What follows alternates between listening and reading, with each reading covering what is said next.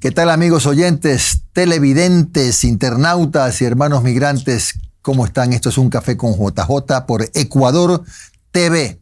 Bienvenidos, y hoy compartiremos el estudio con la magíster Berit Knudsen Cárdenas. Ella es internacionalista con especialidad en geopolítica, máster en ciencias políticas y gestión pública, autora de varias investigaciones independientes, columnista de opinión en numerosos medios, fue directora de la Fundación Liberty Plus para América Latina.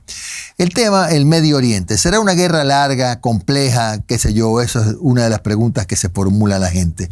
Berit, ¿qué tal? Gracias por acompañarnos.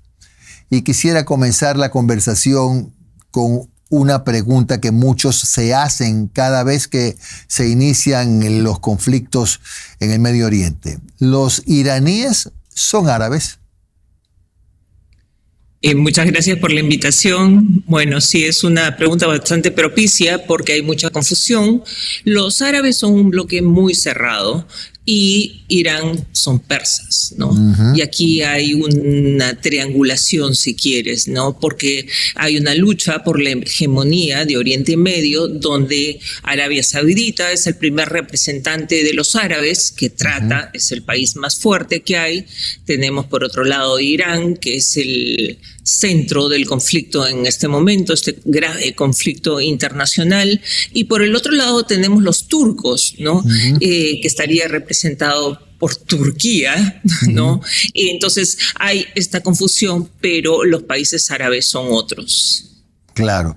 Ahora bien, una vez aclarado el tema, la pregunta es, ¿qué crees tú que hizo que el conflicto ahora trascienda y escale hasta un enfrentamiento donde ha involucrado no solo a Israel, Estados Unidos, Irán, sino también algunos otros que normalmente no intervenían en este tipo de enfrentamientos, ¿no?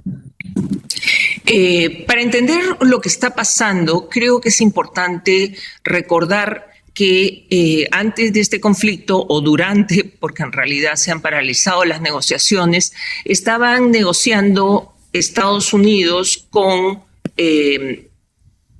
Irán. ¿Y qué es lo que se negociaba? Básicamente tres cosas.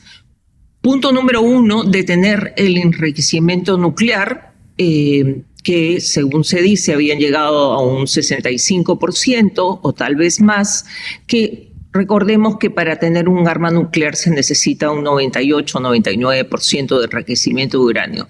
El segundo tema, que no es menor, es el tema de la producción de misiles. Irán no solo tiene una alta producción de misiles, sino que abastece de misiles a aquellos grupos que se les llaman sus proxies. Sus proxies son de alguna manera como grupos satélites que utiliza Irán, que es el tercer tema de esta negociación. Entonces, eso nos lleva hasta el 7 de octubre del 2023, cuando se inicia este conflicto que está detenido, pero no resuelto, entre Israel y Hamas. Yeah. Hamas es uno de los proxies, es un grupo proxy igual que la Yihad Islámica, igual que Hezbollah, que está en Líbano, también operaba en Siria, ya cayó Bashar al-Assad, pero de todas maneras es un punto crucial. Siria, Irak, con la Guardia Revolucionaria que está a favor de Irán, no es el país, son grupos proxy, y esto es importante de señalar. Y luego tenemos al sur los hutíes en Yemen, que causaron grandes problemas en el flujo de barcos en el Mar Rojo, que es el que lleva hasta el Canal de Suez, por donde pasa gran parte del comercio en el mundo. Entonces, esto ha ido avanzando, y en el 2024 se da el primer ataque directo de la historia entre Israel e Irán. Yo, por coincidencia, estaba en un viaje, estuve en Palestina, estuve en Egipto y también estuve en Tel Aviv en el momento que se da este primer ataque, que básicamente atacaron la ciudad de Jerusalén, pero todos los misiles fueron interceptados. En octubre se repite esta situación. Vuelven a haber ataques, básicamente porque Israel había atacado, había eliminado a Ismael Haniyeh, este líder de Hamas, en territorio de Irán. Y luego viene la escalada, ya el año pasado hemos visto la guerra de los 12 días, justamente cuando el Consejo que estaba viendo el tema del enriquecimiento de uranio descubre que estaban al 65% y en medio de este debate Israel ataca. Y este conflicto termina a los 12 días con la intervención de los Estados Unidos. Pero lo que estamos viendo ahora ya es otro nivel, mucho más grave del que estábamos viendo. ¿Por qué? Porque se cruza una frontera. Ya habían asesinado a algunos líderes, pero no tan importantes. Ya se habían asesinado a muchos científicos y se habían atacado las principales bases nucleares, Fordow, Isfahán, y esto había llevado a otro nivel. Israel había logrado dominar todo el espacio aéreo y en esta coyuntura ingresan los famosos B-2 de Estados Unidos con estos famosos misiles que son rompebúnkeres o antibúnker. Pero Berit, ¿qué es lo que desencadena ya la guerra no declarada? Es que porque no se tranza en esta negociación, no están llegando a ningún puerto. De alguna manera el líder, el ayatollah Ali Khamenei, es bastante intransigente, porque ya fue eliminado en este ataque, y eso, al eliminar al líder supremo de Irán, esto abarca otro nivel completamente distinto que lo podemos ubicar en tres planos. El primer plano es el conflicto mismo entre Irán y lo que el ayatollah llamaba el gran Satán, que es los Estados Unidos, y el pequeño Satán, que es Israel. Exacto. Esa es la primera capa y el enfrentamiento es directo. Con el avance que hemos tenido, el retroceso no sabemos hasta dónde pueda llegar. Entendamos que el conflicto anterior, que fue bastante más suave que lo que estamos viendo ahora, duró 12 días, así que no sabemos predecir. Esto es un poco complicado. Lo que debemos hacer es más bien tratar de entenderlo. Entonces, en la primera capa tenemos este enfrentamiento con estos tres actores. En una segunda capa, no menos grave, comenzamos a ver que Irán ha atacado las bases militares que Estados Unidos tiene por todo Oriente Medio. Estamos hablando de Kuwait, Bahrein, Emiratos Árabes, estamos hablando de Arabia Saudita, incluso Jordania, y el ataque constante contra Israel, que lo que hay que tomar en cuenta es que para llegar a Israel, que está a 1.700 kilómetros de distancia, tienen que pasar por espacio aéreo de otros países como son Irak, como son Jordania. Entonces, esto lleva a un segundo nivel regional. Pero el tercer nivel, no menos importante, ya es a nivel geopolítico, porque tenemos que Rusia, a pesar de que no ha intervenido directamente, ya ha hecho pactos para darle misiles supersónicos que no pueden ser detectados, porque acá es importante, un poco para explicar a la audiencia, que estas guerras ya no dependen solo de la capacidad de armamento, no son guerras terrestres, son guerras aéreas, básicamente. Así es. Hoy día tenemos aviones, tenemos misiles, y esto hace que las guerras sean más violentas y más rápidas que, por ejemplo, la guerra que tenemos en Ucrania, que es una guerra terrestre. Aunque se utilicen drones, es una guerra terrestre. Esta es una guerra a otro nivel completamente distinto. Berit, una consulta, perdona que te interrumpa para seguir avanzando. Este conflicto, entonces, es territorial, ideológico, geopolítico? ¿Cuál es la capa más determinante? O sea, finalmente es un conflicto que comienza, como digo, en la primera capa con Estados Unidos e Israel, abarca un nivel regional porque ahora están involucrados todos los países árabes, ¿no?, que son quienes compiten con Irán. Los árabes no se sienten cómodos con Irán porque Irán utiliza estas fuerzas proxies de las que hablamos, y a otro nivel ya comienzan a intervenir tanto Rusia indirectamente apoyando a Irán y también China, que tiene sus propios intereses. Entonces, para Estados Unidos, este es el eje del mal: China, Rusia, Irán, y ellos de alguna manera van a tratar de protegerse unos a otros. Y estamos viendo el gran problema que se ha generado hoy día, uno de los principales indicadores del nerviosismo mundial, y petróleo. Para entender que problema geopolítico, que casi todas las bolsas del mundo han abierto en negativo. Ajá. El precio del petróleo ha llegado hasta casi $80. Así y ha bajado de 60 a 65 dólares, que lo habíamos estado viendo. En Europa tenemos un incremento más o menos del 25% en el gas. Entonces, esto automáticamente genera una serie de efectos en cadenas, como que vamos a tener inflación porque todo se encarece si se encarece la energía. Las bolsas, como te digo, son muy importantes porque nos explican lo que está pasando. Y otro indicador del nerviosismo es que el oro, que es el refugio por excelencia, que venía más o menos bajando de niveles de $5,000, ahora está más o menos unos 5,400, no tengo, así abrió el día de hoy, ¿no? Entonces, pero subir 25% el precio del gas, porque recordemos que Irán es un gran productor de petróleo, pero sobre todo es un gran productor de gas.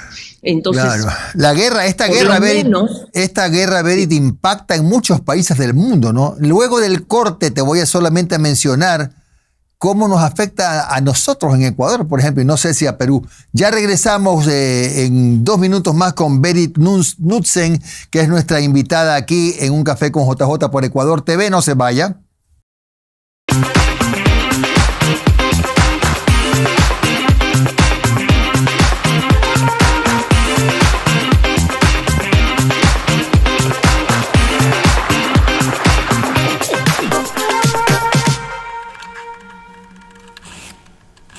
Estamos de regreso con Berit Knudsen, que es nuestra invitada en Un Café con JJ por Ecuador TV. Ella es internacionalista, máster en Ciencias Políticas y Gestión Pública, autora de varias investigaciones independientes, columnista de opinión y exdirectora de la Fundación Liberty Plus para América Latina. Le decía a Berit antes del corte que Ecuador, si bien el precio del petróleo se eleva, en cambio también se nos eleva para nosotros el precio de los derivados, porque nosotros no los tenemos que importar. Entonces para Ecuador no es mucha cosa este tema. Pero lo que quería decir era que afecta a todo el mundo, ¿no?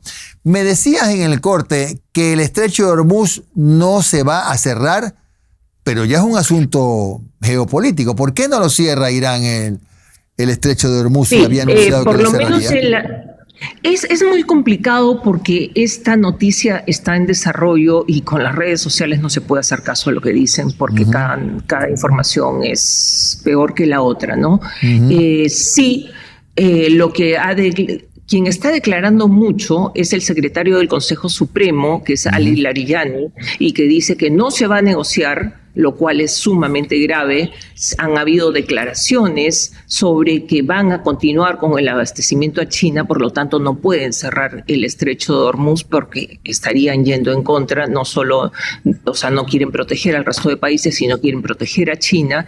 ¿Qué va a pasar? No lo sabemos exactamente. Omán que está en el estrecho junto con Emiratos Árabes, o sea, estarían protegiendo este pequeño estrecho de 33 kilómetros, pero de todas maneras ya estamos viendo que el precio del petróleo ha subido de una manera impresionante, casi un 20%, según lo último que vi, y esto afecta a toda la industria. No es cuestión de que somos productores o no somos productores. Para producir el petróleo en Ecuador, por poner un ejemplo, va a estar más caro. Dices, bueno, claro, Ecuador se puede beneficiar, pero de todas maneras la industria ecuatoriana se ve perjudicada con precios más caros. Y no estamos hablando de poca cosa, estamos hablando de 20% para comenzar, y en el caso de, como ya mencionaba, en el caso de Europa, un 25% del precio del gas. Entonces, esto es sumamente grave y va a afectar al mundo entero. No sé cómo repercuta en la guerra con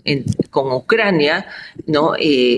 Rusia no está interviniendo, pero sí está apoyando, ¿no? Entonces, ¿acaso es, de alguna manera, el conflicto abarca a las grandes potencias? Y hoy día las grandes potencias son China y Estados Unidos, pero Rusia ahí siempre está interviniendo.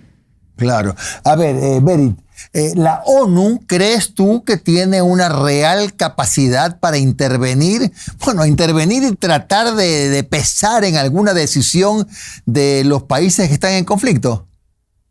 Lo primero que hizo Rusia y China fue convocar al Consejo de Seguridad, pero ya tenemos declaraciones del primer ministro Starmer en el Reino Unido, que ha dicho que va a ingresar, a pesar de que ellos estuvieron tratando de bloquear para evitar que este conflicto se inicie, pero ya Starmer está apoyando a los Estados Unidos, y hoy día en la mañana ha habido declaraciones de Emmanuel Macron, ya movilizó su portaaviones que está en este momento en el Mediterráneo, y el portaaviones Charles de Gaulle. Entonces sí, esto va aumentando, ¿no? Y del sábado al día de hoy han pasado muchas cosas, lo cual es sumamente peligroso para el mundo.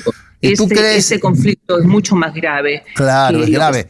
Pero ¿tú crees, Berit, que va a ser un conflicto de larga data, o más bien cuando ya se ve la incorporación de otros países aliados, en este caso a Estados Unidos, a Israel, etcétera, la situación se puede acelerar, sin contar con que China, mejor dicho, contando con que China y Rusia no intervengan en nada, ¿no? Si la guerra de los 12 días se dura, valga la redundancia, 12 días, porque se mataron a científicos y algunas cabezas no tan importantes. Imagínate la situación matando al líder supremo, Ali Khamenei. Y eso ha convulsionado a todos. Por un lado, siendo una dictadura teocrática, muchos iraníes que quieren derrocar al gobierno han salido a las calles a festejar, pero no es tan sencillo porque siempre hay personas. Estamos hablando de un país que tiene casi 90 millones de habitantes y hay gente que está a favor de la ayatollah. Entonces acá se van a formar bandos. Lo importante es que hoy tenemos un gobierno de transición con la caída de Ali Khamenei hasta que se nombre un nuevo jefe supremo que está a nombre encabezada por Pezeshkian, que es el presidente, que en realidad no tiene mucha fuerza, pero es el presidente de Irán, una persona del Poder Judicial y una persona del Consejo de los Guardianes, porque eso es lo que dicta la Constitución de Irán. Yo tengo grandes esperanzas con Pezeshkian, fue el único que estuvo hablando en Irán para buscar que Irán cediera de alguna manera, porque una negociación no llega a buen puerto si es que las partes no ceden. Siempre tienes que buscar cuál es tu objetivo principal y cómo vas a seguir. Yo tendría la impresión, pero es un poco difícil hablar de un futuro tan incierto como esto, tendría la impresión de que por lo menos esta guerra debería ser más larga que la guerra de los 12 días. Claro. Es muy grave. Claro, ahora, Beri, ¿tú crees qué porcentaje le das tú de éxito a la previsión de que a lo mejor en algún momento el príncipe heredero regrese a Irán? ¿Ves las condiciones de hoy a mediano plazo para que eso pase? Donald Trump ya declaró que a quien vería él como posible líder sucesor ya están muertos todos. Y no ha hablado del líder, el ex líder. Entonces, y no tiene en buena estima a este personaje. Entonces, imaginarse que puede haber una asociación por ahí es muy, muy complicado. Tengamos en cuenta que vive también en los Estados Unidos, no está en Irán. Hay gente que de alguna manera lo pueda reconocer como una alternativa, pero no tiene la fuerza que sería necesaria. A otro nivel completamente distinto, ¿no? Pero es como lo que sucede en Venezuela. Quienes siguen mandando son aquellos que están hoy día en el manejo del poder, no personas que son periféricas, por más que sean muy iraníes, y yo no lo veo por ahí, definitivamente no. Ya. Ahora bien, ¿debemos estar preocupados en América Latina por alguna escalada terrorista? No en América Latina solo, perdón, más bien en Europa, diría yo, ¿no? Europa, Estados Unidos, deberíamos todos estar preocupados por una escalada terrorista como respuesta, como parte de las respuestas de Este es uno de los temores mayores, porque ya han convocado a la yihad islámica, que es esta guerra santa, a lo largo de todo el mundo. Entonces, si los países europeos intervienen, y especialmente en Estados Unidos, que ya hemos visto manifestaciones de protesta importante, la fuerza que tiene el actual alcalde de Nueva York, que promueve todos estos movimientos musulmanes, es muy peligroso, difícil aventurarse. No conozco el futuro y no quisiera aventurarme a decir cosas, pero que la situación es sumamente delicada y siempre existen estos lobos solitarios que actúan de manera personal, por propia iniciativa. Entonces, este tipo de sorpresas las podemos tener, pero como te digo, el hecho que hayan llamado a la yihad islámica resulta bastante delicado. ¿Qué cosa puede pasar? Es un poco difícil predecirlo. Claro. Ahora, Beri, ¿tú crees que, aunque nuestro peso como región es casi imperceptible, América Latina debería mantenerse en una posición de neutralidad, mirando la pelea de lejos nomás, ¿verdad? Bueno, tengamos en cuenta, y esto se hace mucho más claro, desde 1980 los clérigos iraníes están en América Latina, especialmente en la triple frontera entre Paraguay, Argentina y Brasil. Tenemos que en los años 90 hubo estos atentados terroristas gravísimos en Argentina, de Lamia y la Embajada de Israel. Y ahora con el tema de Venezuela, sabemos la fuerte penetración de Irán en Venezuela y esto afecta a todos nuestros países. Tenemos una presencia iraní en el Perú, que no es poca cosa. Por ejemplo, en las fronteras, y ahí hablamos también de Ecuador, en la frontera del Putumayo, actualmente los guerrilleros de la guerrilla de la frontera, que están por ahí, tanto en Ecuador como en Perú, utilizan drones de fabricación venezolana con tecnología de Irán. O sea, la presencia de Irán es mucho más fuerte de lo que las personas estamos imaginando. Ellos están presentes, o sea, la cantidad de movimientos musulmanes están vinculados y las iglesias están vinculadas con Irán y no son únicamente un lugar donde van a rezar, ¿no? Sino que estos es un brazo religioso, político y militar, porque en Irán todo está vinculado. O sea, no se separa la religión de la política y tampoco del ámbito militar. Entonces, sí es peligroso. Hemos tenido el año pasado algunos intentos de ataques terroristas en el Perú contra empresarios de Israel. Entonces sí hay una fuerte presencia. ¿Qué cosa puede pasar? ¿Se van a activar? ¿No se van a activar? Recordemos una cosa, los lobos solitarios, o sea, actúan en solitario, pero pueden causar mucho daño, ¿no? Y sobre todo, uno de los problemas que vamos a tener es el conflicto al interior de los Estados Unidos a puertas de las elecciones de segundo término. Yo no creo que lo que está sucediendo vaya a beneficiar mucho a Donald Trump. Creo que es bastante arriesgado, fue bastante arriesgada su decisión de atacar y en solidaridad con Israel. Yo creo que es bastante peligroso lo que ha pasado.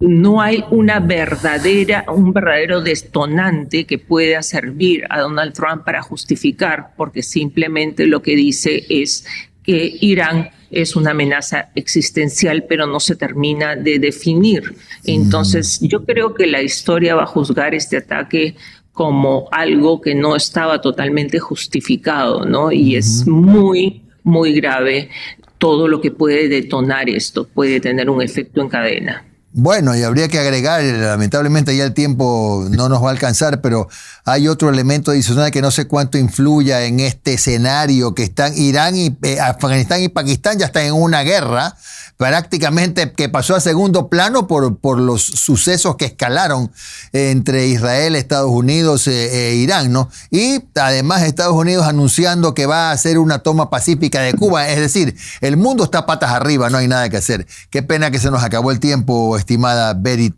Te agradezco mucho por estos minutos que nos has dado. Sí, y en una próxima oportunidad. Sí. Sí. Muy brevemente, pero estamos mirando lo que está pasando al oeste de Irán y al este tenemos a India en conflictos con Pakistán y tenemos también a Azerbaiyán en conflictos abierto, y en este momento ese sí es un conflicto abierto, están en guerra con los talibanes, o sea, los pakistaníes están en guerra con los pakistanes, el mundo está totalmente convulsionado y eso es lamentable y Naciones Unidas no hace nada, no tiene fuerza y solo se queja porque han habido declaraciones del secretario general de Naciones Unidas, Guterres, diciendo que les falta dinero. Yo diría que reduzcan sus presupuestos, reduzcan la burocracia y se concentren en aquello para lo cual fueron creados. Menos viajes, menos viáticos y bajar presupuesto, efectivamente. Gracias a Berit Knudsen de Cárdenas, que ha estado hoy con nosotros. Muchísimas gracias y será hasta una próxima oportunidad, querida Berit. Y a ustedes, amigos oyentes, televidentes, internautas, migrantes, gracias por acompañarnos en Ecuador TV. Será hasta la próxima.